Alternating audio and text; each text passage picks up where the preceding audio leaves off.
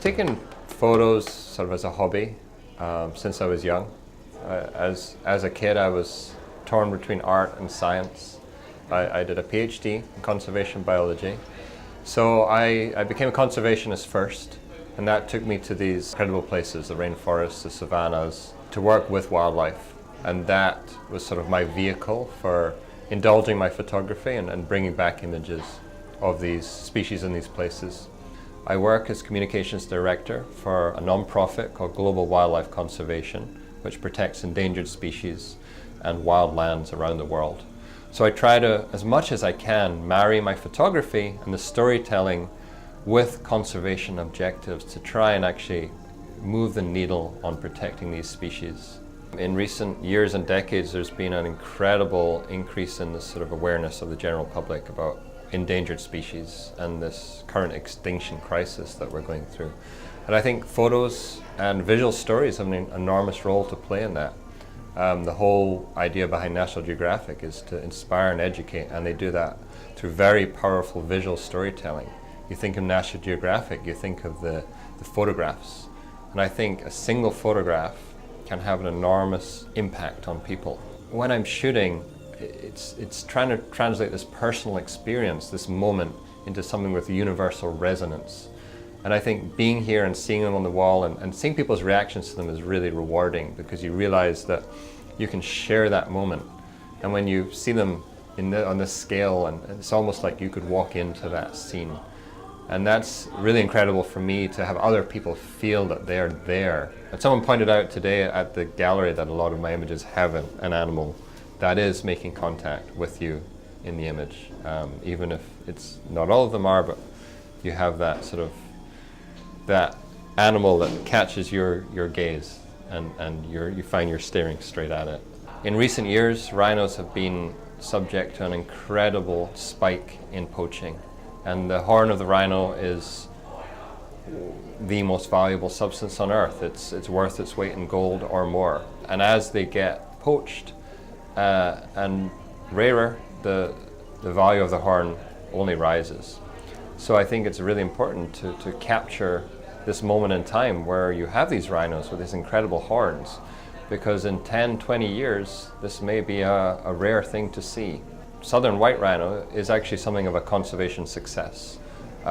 It was on the brink of extinction, and it was actually brought back to about 20,000 individuals in all of Africa. So when I'm deciding whether an image works better in black and white or color, because I do work in both, it's really looking at the sort of the tonal range in the image, whether color adds something or whether it distracts. I think an image like the rhino, it's so powerful.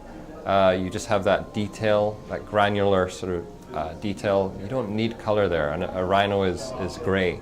And some of my other works here at the National Geographic Fine Art Galleries, such as the giraffes on the plains, I think when I get a sort of very brooding sky and that sort of dramatic lighting, and the pattern of the giraffe, for me, just works very well in black and white, because you have the contrast. It's remarkable how often I'm in the field in the middle of the day with the bright, clear blue sky, and people are like, oh, it's great light for photography.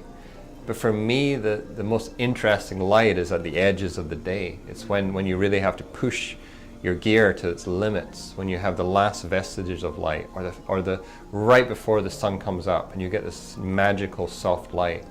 And that's when the light's really working for you. So Giraffe Afternoon Tea is maybe one of my favorite photographs, because it's just whimsical, it's surreal, but it really sums up this place, Giraffe Manor, where it's modeled on a Scottish hunting lodge, so it's got this familiar feel for me. But then these giraffes literally come and join you for breakfast. You sit down for breakfast, and they appear, and they crane their necks through the window and stick their heads in. The Giraffe Afternoon Tea was actually shot on, I think, my 5th or 6th visit to Giraffe Manor. And it was just a moment that happened while I was sitting down for breakfast, and just happened to capture it. It makes me smile. It's just one of these images that I think, and I think again in black and white, it sort of makes it timeless in a way. You don't need color for that image. It's sort of this timeless moment. Zebras for me have always held appeal. They just have this striking pattern. I've always found them incredibly photogenic. So I'm always drawn to zebras, and if I can find a composition that works, the ones of them filling the frame I sort of had that in my head before I went on that trip. I wanted to find this huddle of zebras that I could capture and fill the frame, almost like that pattern was going on forever. I always shoot in color because you never know how you're going to want to represent an image. So the zebras huddled in the Maasai Mara, I actually originally presented that one in black and white. It was suggested to me that it would work well in color for the galleries because it's a vivid blue, and that was shot during the migration, so the Great Migration through Maasai Mara. And the Maasai Mara is just an incredible place for me to shoot because it's such a vast wilderness that you never know what you're going to see. So you go out every day and you never know whether it's going to be a leopard, a huddle of zebra, ostrich, lions. So it's that element of unpredictability is incredible. So the last stand is southern white rhinos huddled under a tree. To me, this just captures a rare scene of so many rhinos together. So the southern white rhino is a social animal compared to the black rhino.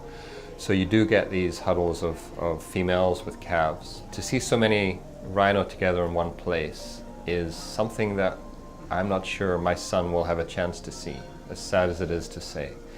So to capture something like that, to me, is just, it's an incredible honor to be able to witness that and to be able to capture and share that. Giraffes, for some reason, don't get the same amount of attention that rhinos, elephants, some of the more iconic species do.